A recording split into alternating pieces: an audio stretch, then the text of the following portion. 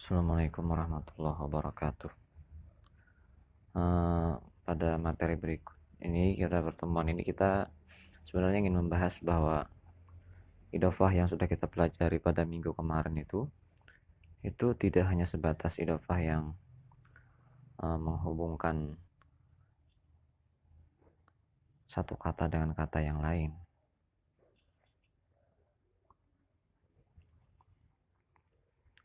Jadi kan kalau kemarin kan kita hanya membahas bahwa idofah itu adalah menghubungkan antara isim, misalnya di sini pada contohnya adalah khodimah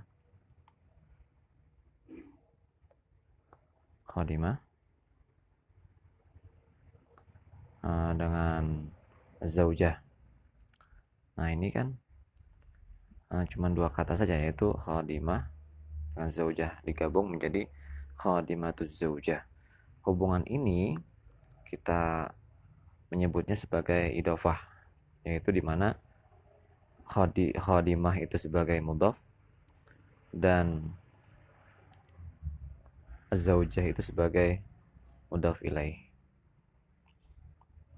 Jadi ini mudhaf, ini mudhaf ilaih.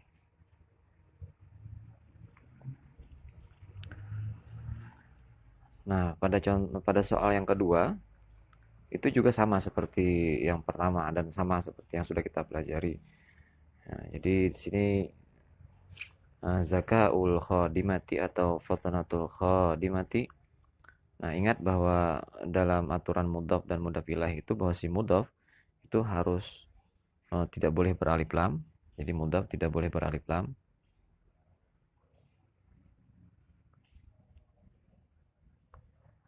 Ini tidak, mudhaf tidak boleh beralif lam. Kemudian dia juga tidak bertanwin di ujungnya. Tidak bertanwin. Jadi ini harus diikuti terus ya. Jadi bahwa mudhaf itu selama dia menempati posisi mudhaf maka dia tidak beralif lam, tidak bertanwin. Dan si mudhaf ilaih itu hukumnya adalah majrur.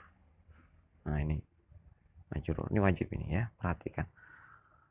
Nah, pada soal yang ketiga ini sudah mulai masuk ke apa yang saya sebut dengan istilah. Mana yang ketiga tadi? Ya, jadi saya menyebutnya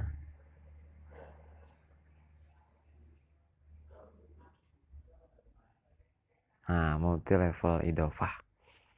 Jadi idofah itu ternyata tidak hanya terbatas pada menghubungkan dua kata, dua isim dengan hubungan yang kemarin kita mengenalnya ada 4 macam, yaitu lamiyah, kepemilikan, kemudian bayaniyah, jenisnya atau bahan pembuatnya, kemudian ada lagi zorfiyah, yaitu hubungan antara kata pertama dan kata kedua itu dengan sisipan di, misalnya meja kelas, itu berarti kan meja di kelas.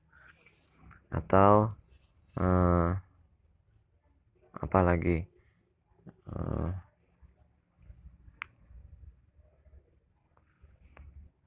cuaca musim panas. Nah, cuaca di musim panas. Kemudian ada yang tasbihiyah. Atau tasbihiyah kan jarang sekali kita temukan. Sebagaimana kemarin kita nyari di Quran itu kan ya hampir tidak ada yang menemukan kemarin di antara kawan-kawan. Oke, nah dalam model idofah ini itu idofahnya terdiri dari lebih dari dua. Di sini pada contoh yang ketiga dan keempat itu terdiri dari tiga idofah. Maka ketika kita memiliki bentuk seperti ini, ada tiga isim menjadikan idofah, itu kata yang pertama itu sebagai mudhaf, berarti dia otomatis tidak beralif lam. Jadi si zaujah ini tidak beralif lam juga tidak bertanwin. Sementara harakatnya barisnya itu karena dia masih tidak ada amil yang memasukinya, maka dia marfu. Zaujatu. Tidak boleh zaujatun, apalagi az-zaujatu tidak boleh. Nah, zaujatu. Kemudian kata kedua bagaimana? Nah, kata pertama ini dia sebagai mudhaf. Kata yang kedua dia menjadi mudhaf ilaih sekaligus sebagai mudhaf. Nah, bagaimana? Jadi ketika si isim itu dia merangkap menjadi mudhaf sekaligus mudhaf ilaih, maka kedua aturan mudhaf dan mudhaf ilaih itu berlaku bagi dia. Maka kata wazir ini mengikuti aturan mudhaf, dia tidak boleh beralif lam, tidak boleh bertanwin. Makanya ditulis dengan wazir, tidak boleh al-wazir. Harus wazir karena mudhaf, karena dia menjadi mudhaf, nanti jadi untuk mudhaf ilaih berikutnya, maka dia tidak bertanwin dan tidak beralif lam.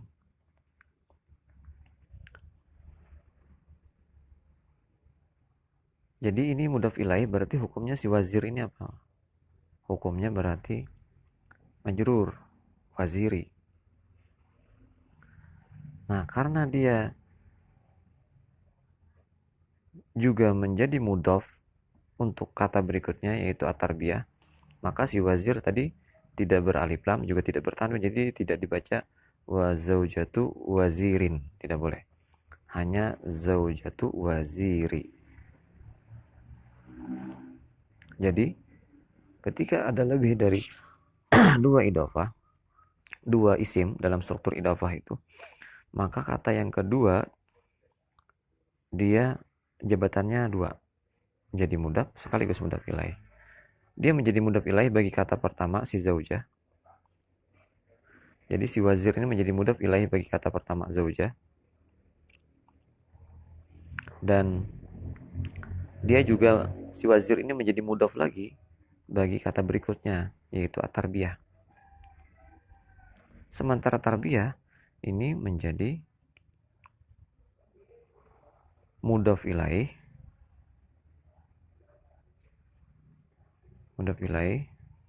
bagi wazir. Nah, berarti si tarbiyah ini karena dalam struktur ini menjadi yang terakhir, maka dia kita beri alif lam dan hukumnya majrur. Jadi di sini tarbiyati. Maka struktur yang kita dapat adalah zaujatu wazirit tarbiyati. Kemudian yang keempat. Nah, yang keempat ini sama seperti di atas tadi. Jadi yang keempat ini khadimatu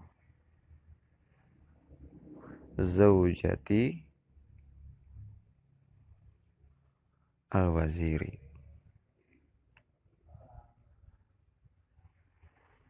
Khadimatu zaujatil waziri, pembantu milik istri milik Pak Menteri. Nah, itu yang keempat. Nah, ternyata idhofah itu dia tidak memiliki batasan berapa jumlahnya. Mau 5, 10, 15 atau 20 isim itu bisa digabungkan. Nah, dalam contoh yang terakhir nomor 5 itu kita memiliki 1, 2, 3, 4, 5, 6 kata. Zaka, kecerdasan, milik pembantu, pembantunya milik istri, istrinya ini milik wakil dari menteri pendidikan. Nah, kalau strukturnya lebih dari 3 seperti ini, maka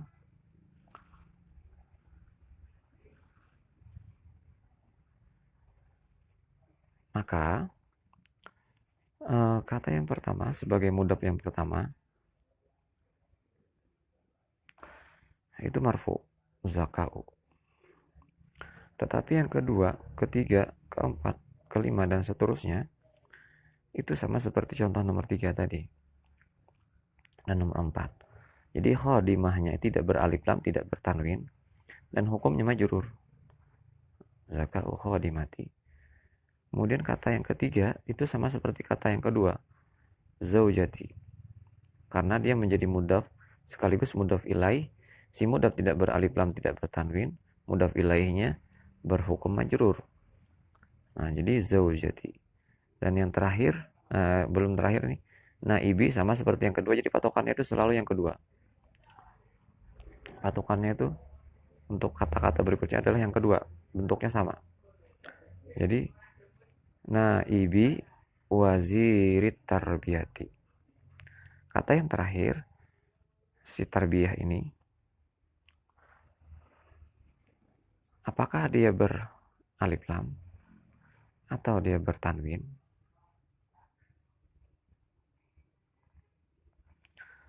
Ini yang menentukan seluruh kata ini yang sebelumnya ma'rifah atau nakirah. Kalau kata yang terakhir beralif lam, berarti seluruh kata sebelumnya ini ma'rifah semuanya. Zaka'unya ma'rifah, khadimahnya ma'rifah, zaujahnya ma'rifah, naibnya ma'rifah, wazirnya ma'rifah. Jadi seluruh rentetan idhofah ini menjadi ma'rifah karena kata yang terakhirnya, udah pilih terakhir, beralif lam. Sementara kalau seandainya bertanwin, tarbiyatin, maka si seluruh kata sebelumnya menjadi nakirah. Nah, jadi yang menjadi penentunya adalah kata yang terakhir, maka dia ma'rifah atau nakirah. Nah, begini. Jadi ketika kita membahas struktur idhofah dengan rentetan kata semuanya, ada beberapa kata, maka perlakuannya seperti ini. Jadi kata yang pertama tidak beralif lam, tidak bertanwin, hukumnya boleh marfu, atau misalnya ada huruf jar depannya maka dia majrur, atau kalau dia menjadi maf'ul bih nanti dia hukumnya mansub. Sementara kata kedua, ketiga, keempat, kelima, dan atau satu kata sebelum terakhir itu bentuknya sama.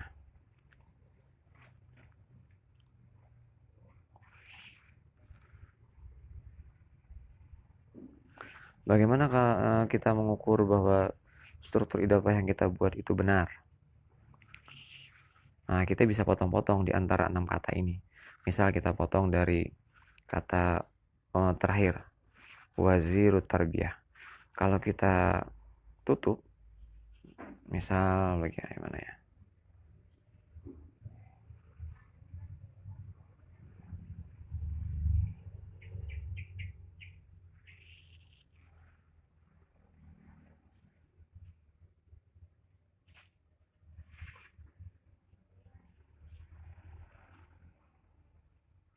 Bisa dihapus. Nah.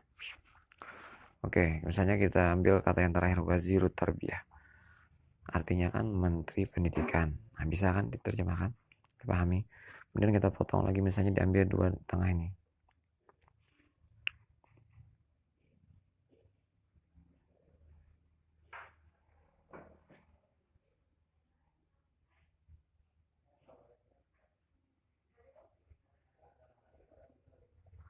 Kita ambil misalnya dua ini tengah lagi. Nah, Ibu Wazir, pembantu dari menteri. Bisa. Nah, bisa, benar berarti. Nah, kemudian misalnya kita ambil lagi